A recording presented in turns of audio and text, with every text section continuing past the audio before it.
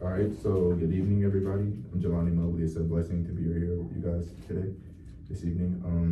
When I'm doing my speeches on, growing up as a student athlete, I always felt, that we all deserve some time. Like, how many of you in here were student athletes when growing up? Raise your hands, please. All right, so we got 1, 2, 3, 4, 5, 6.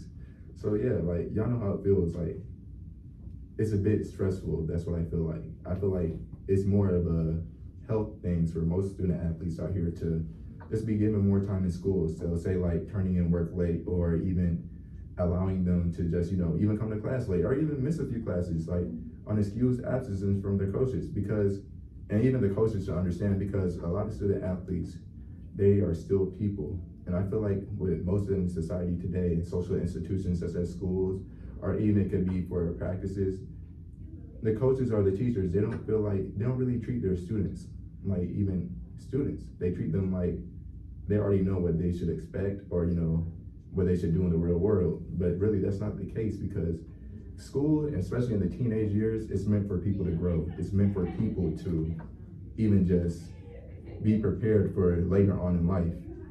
They're everything that even us as students now, what we're doing, it's meant to help us later on down the road. So the education that we will be receiving now is meant to help us later on in life. But as students, athletes, the thing about them, they can't really focus with that because they're so caught up on things. They're trying to achieve their dream too, but the teachers aren't giving them the chance to do that. Then how are they supposed to use the stuff they learn now for later on in life? So some things we can even learn from this. We can learn that we can even ask ourselves, why do some teachers, they promote students getting sleep, especially with student athletes, but they don't give them the chance to? They're not doers of it. They talk about us. They may try to use it for a good reputation, but is their character really showing it?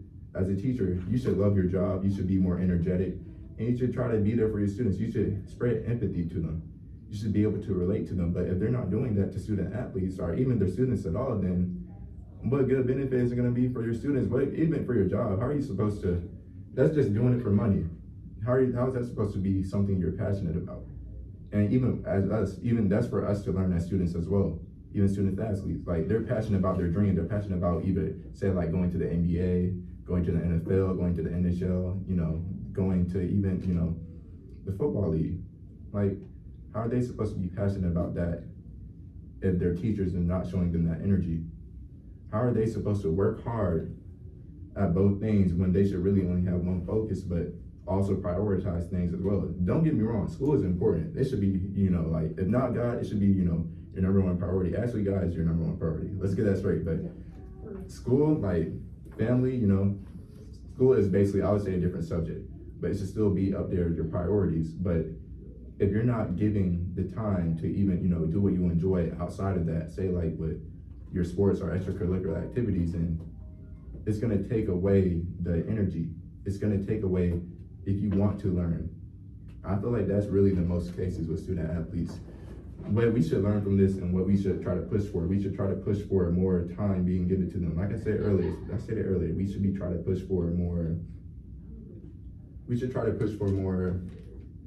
say, attendance. We should allow them to have more time to get to classes. If they feel tired, that should be an excuse of itself, because they're gonna be tired after they just got done doing an event. It doesn't have to be practice. It can be a simple event that they just got done doing, and that could be an excuse for them. Or even turning in work more later, like without any points deduction or without any consequences. So even some pros of this, is more sleep. It's allowing them to not feel so stressed because they're human and they're still young, so they're still growing, and that's just gonna add more to them. But what would be the benefit of stress adding more to them? So, going through that, even just, getting work more completed and on time. Like, even though they'll give the necessary time that's given, they'll get it completed. It will be effort. It will actually be effort being put into the work. Now, even though there are some cons of this, yeah, it may feel like, a bit unfair to the other students, but the other students are really giving them the same equal time, because they don't gotta do the stuff, what the student athletes do.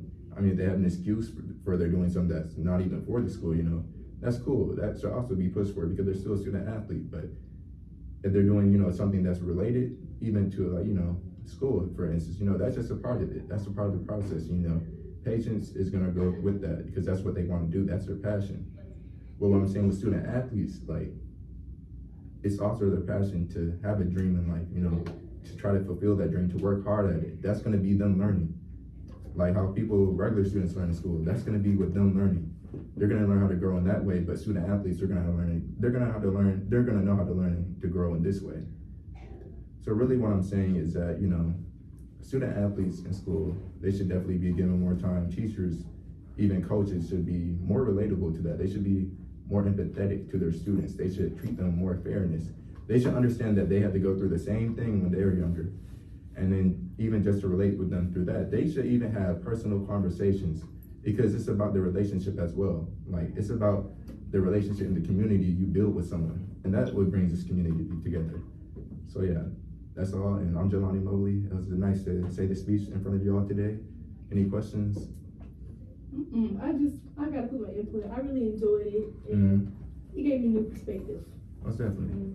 And what are some things that you feel can be implemented for the students that aren't athletes, like, so they won't be like feel away, like be fair? To be fair, honestly, they really just gotta work through it. Honestly, like, you know, like I said earlier, like, that's gonna be their passion to do it though. Like, if you aren't an athlete and you're not doing nothing, like, will they be doing something outside of school besides, you know, any sports or anything? Or No, just regular students. yeah, you know, like, you're given time. Like, for the people who aren't athletes, they're given time, like, to do those things. But athletes, they don't have that much time because most practices are mandatory. So like, they're gonna have to show up, even just because that's the way they want to achieve their dream. They believe that's the best way. And some people, they don't really got it like everybody else. Who knows? Sometimes practice is even looked at a way of relieving stress. So that could be another pro. Like, it's looked at a way as relieving stress to their students, and like, you know, so they can get everything off. Like running, that's a good workout mechanism to relieve stress. Walking, and a lot of that is required in sports. But for students who don't got that, you know, they can walk, they can still walk at home, but they're given more free time. A lot of things with athletes, they're mainly mandatory. And sometimes a lot of people, when they have a dream like that, they want to put, you know, something on themselves to make them work hard. They want to work hard to achieve that dream. So like, even if they don't even have a mandatory practice, it's going to be their decision. Like, it's basically all of our decisions to make something in life, but this time they have an open decision. And that's when I say, you know, it'll be more fair, because, you know, that's when they can, you know, be on the same timing as other students. But if it's a practice mandatory, then, you know, it should be a bit different. You get what I'm saying? Because mandatory, like, you know, if you miss a practice, and some cases, like, you'll get kicked off the team, like, and that was probably your only way of knowledge of, you know, getting to that sport. And even with some students, because some students, they grow up without parents, they grow up without even father figures, and, you know, mother figures, and it's like, you know, they don't really know how to reach out. Some people are just, you know, shy, antisocial.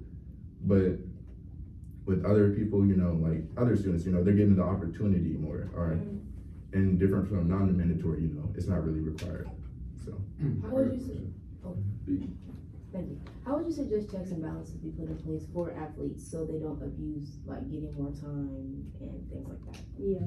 So check and balances. Can you repeat that again? How do you suggest, like, checks and balances be put in place for athletes so they don't abuse, like, Their them extra getting time, more like time? their Yeah, I get what you're things saying. like that, excuses and things. I definitely believe, you know, well, if it's in a like realistic situation, I believe, you know, this should be more of a meeting for, like, you know, the students, teachers, and parents and coaches.